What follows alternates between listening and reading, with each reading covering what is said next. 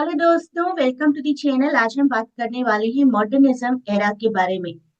एक ऐसा एरा जिसने कि हमें वर्ल्ड वॉर 1 जैसे बहुत सारे ट्रॉमास तो प्रोवाइड किए ही, साथ ही साथ बहुत से अच्छे राइटर्स भी हमें मिले, जैसे कि W. B. Yeats, Virginia Woolf, T. S. Eliot, James Joyce and many more. तो आइए जानते हैं इस एरा के बारे में, इसके कैरेक्टरिस्टिक्स के बारे में और इन राइटर्स के बारे में।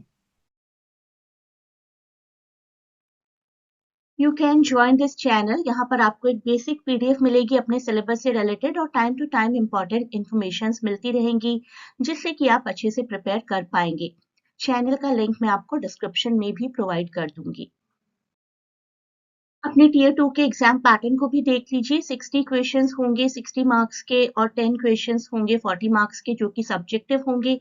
और आपके शॉर्ट क्वेश्चन में से 0.25 मार्क की नेगेटिव मार्किंग भी होगी। तो बहुत सोच समझ कर आपको आंसर्स करने हैं, और मेरे सभी वीडियोस को देखते रहिए, तो मोस्ट प्रोबेबली आपके आंसर्स गलत नहीं होंगे। मैं अपने वीडियोस में सब कुछ एक्सप्लेन करने वाली हूँ, जो कुछ भी आपके एग्जाम्स में आएगा।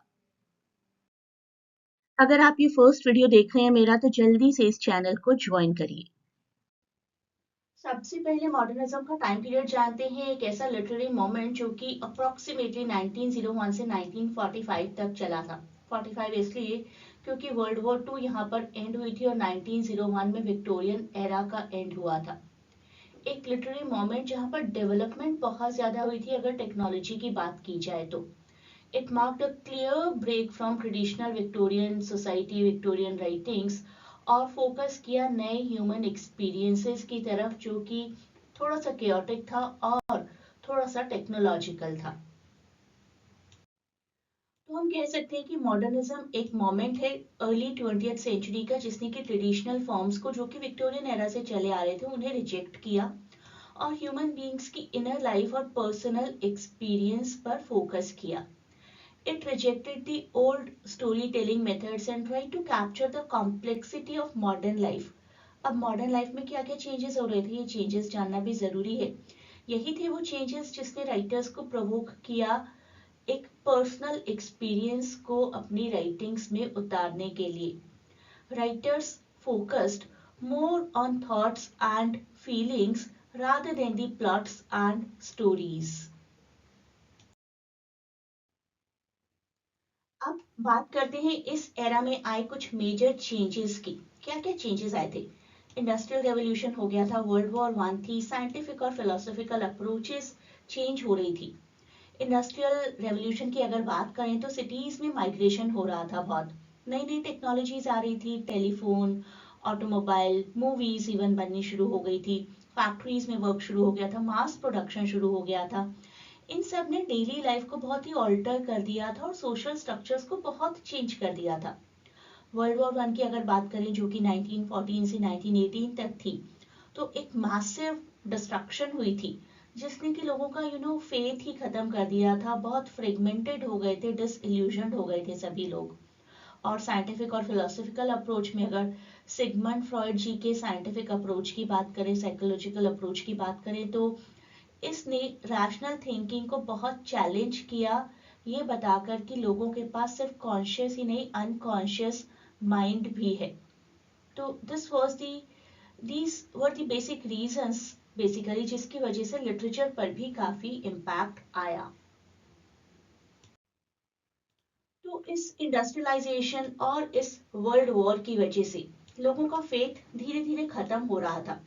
Horrors of World War 1 and rapid industrial changes shattered people's confidence, and this sense of confusion and loss बहुत ही डीपली रिफ्लेक्ट होता है मॉडर्निस्ट लिटरेचर में। तो मॉडर्निज्म में हमें क्या क्या नजर आता है? टूटे फूटे से नैरेटिव्स, फ्रेगमेंटेशन है, सब्जेक्टिविटी है, साइकोलॉजिकल डेप्थ बहुत ज्यादा नजर आती है, और ऐसा लगता है कि एक्सपेरिमेंट पर एक्सपेरिमेंट होता चला जा रहा है। Fragmentation means the story is broken and non-linear, reflecting, the chaos of modernism, modern era. Subjectivity shows reality through individual perception rather than the, universal truth. एक इंडिविजुअल का एक्सप्रेशन, एक्सपीरियंस हमें नजर आता है, साइकोलॉजिकल डेप्थ नजर आती है, emotions नजर आते हैं, इनर थॉट्स नजर आती हैं, सबकॉन्शियस माइंड भी नजर आता है। एंड एक्सपेरिमेंटल स्टाइल का मतलब है कि किसी भी तरीके से ट्रेडिशनल रूल्स ऑफ लैंग्वेज को ब्रेक किया गया, राइटर्स को अलाउ किया गया कि किसी भी तरीके से आप एक्सप्रेस करना चाहें अपनी फीलिंग्स को, अपने कंफ्यूजन को, अपनी एंजाइटी को, तो करिए, और राइटर्स ऐसा कर रहे थे। मॉडर्निज्म एरा के वर्क में नैरेटिव जो था वो काफी नॉन लीनियर हो चुका था। स्ट्रीम ऑफ कॉन्शियसनेस के बारे में मैंने अलग से भी बात की हुई है, मैं आपको एक वीडियो प्रोवाइड कर दूंगी। स्ट्रीम ऑफ कॉन्शियसनेस यानी कि जो कैरेक्टर्स थे वो अपनी इनर थॉट्स के थ्रू बात कर रहे थे रीडर्स के साथ। तो नैरेटिव नॉन लीनियर होता था, बहुत सारे व्यू पॉइंट्स भी हुआ करते थे। इंटीरियर मोनोलॉग यानी कि इनर थॉट्स हुआ करती थी कैरेक्टर्स की। तो ये टेक्निक बहुत अच्छे से लोगों की उस टाइम की थॉट्स को कैप्चर किया करती थी, क्योंकि सभी की थॉट्स एक जैसी थी after the chaos of industrialisation and world Wars.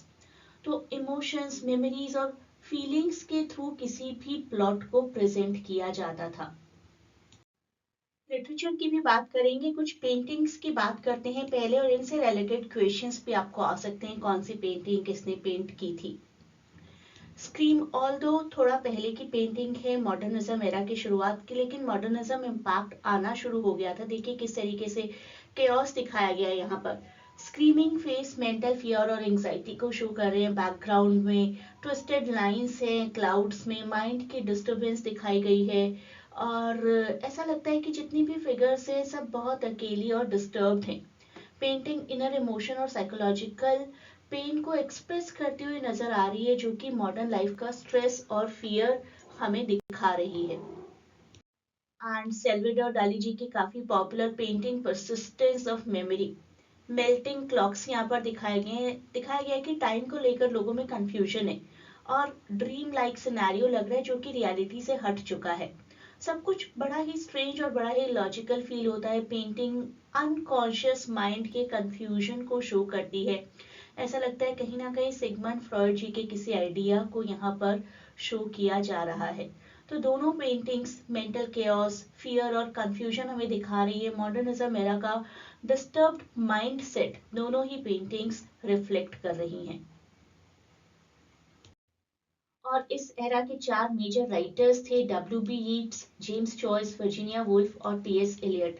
इन सब के बारे में अलग से भी वीडियोस के थ्रू मैं बात करूंगी, और आज भी एक बेसिक इंट्रोडक्शन करेंगे इनका और इनके वर्क्स का। तो सबसे पहले बात करते हैं यीट्स जी की, जिनके मेजर वर्क्स की कैटेगरी में आते हैं second coming and sailing to Byzantium. बहुत इंपॉर्टेंट मॉडर्निस्ट पोएट हैं जो कि मिथ को, सिंबॉलिज्म को, हिस्ट्री को कंबाइन करते हैं।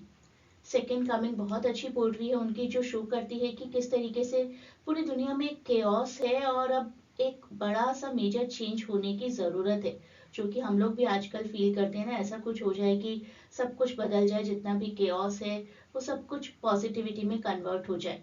सेलिंग टू बेजेंटियम में भी ऐसा ही सिनेरियो उन्होंने दिखाया है कि एक मॉडर्न सिटी है जहां पर अब उतनी ज्यादा वार्मथ नहीं बची है लोगों के बीच में, उतना ज्यादा कल्चर और एथनिसिटी नहीं बची है लोगों के बीच में, और इसको छोड़कर किसी स्पिरिचुअल प्लेस की तरफ या स्पिरिचुअलिटी की तरफ जाना पड़ेगा। तो इनकी राइटिंग्स में हमें हमेशा ही नजर आता है कि he is looking for some different identity, some different perception of the world around. और सेकेंड कमिंग और सेलिंग टू बेजेंटियम में बहुत अच्छे से उन्होंने इस फील को शो कर दिया था। जेम्स जॉयस जी की अगर बात करें तो one of the most important modernist writers, जिन्होंने यूलिसिस और अपनी और बहुत सी राइटिंग्स के थ्रू स्ट्रीम ऑफ कॉन्शियसनेस को इस्तेमाल किया to describe you know ordinary day in the life of ordinary people. उनकी राइटिंग्स बहुत ज्यादा साइकोलॉजिकल इंसाइट शो करती थी कैरेक्टर्स का। ईयर्स आप सभी वर्क्स के याद करते जाइए, काफी काम आएंगे आपको एग्जाम्स में। And Virginia Woolf with the same birth and death year of James Joyce, इनके काफी popular works, Mrs Dalloway, to the lighthouse. Mrs Dalloway portray करता है a single day in London to explore time, memory and inner psychological life again through stream of consciousness. और to the lighthouse में family relationship, passage of time और एक बहुत बड़े group के through human perception show किया जाता है और किस तरीके से अलॉन्ग विद टाइम हमारे परसेप्शंस और इनर थॉट्स बदल सकते हैं, ऐसा भी शो किया गया है। टीएस एलियट अपने वर्क्स के थ्रू हमेशा सोसाइटी के डीके को दिखाया करते थे, be it love song of J Alfred Prufrock और द वेस्टलैंड। काफी अच्छे से कल्चरल डीके और spiritual emptiness of the modern era, modern society जहां पर लोग डिस्कनेक्टेड हैं, कंफ्यूज्ड हैं, होपलेस हैं आफ्टर वर्ल्ड वॉर, ऐसा पोर्ट्रेट बड़े ही आराम से कर दिया करते थे टीएस एलियट जी। तो बेसिकली हमें क्या क्या थीम्स नजर आती हैं मॉडर्निज्म में? Alienation, loss of meaning, identity crisis और एक subjective reality. Modern literature basically present करता है उन इंडिविजुअल्स को जो आइसोलेटेड फील करते हैं, लॉस्ट फील करते हैं in the modern broken world. Truth जो है ना वो एक पर्सनल पॉइंट ऑफ व्यू से दिखाया जाता है rather than universal. Inner struggle और आइडेंटिटी क्राइसिस को मेंशन किया जाता है राइटिंग्स में। मॉडर्निज्म में बेसिकली ट्रेडिशनल लिटरेरी रूल्स को ब्रोक कर दिया गया, नए तरीके आए राइटिंग के, एक्सपेरिमेंटल तरीके, stream of consciousness, non linear narrative, जिसने कि शेप किया मॉडर्न नॉवेल्स को, पोएट्रीज को और इवन लिटरेरी क्रिटिसिज्म को।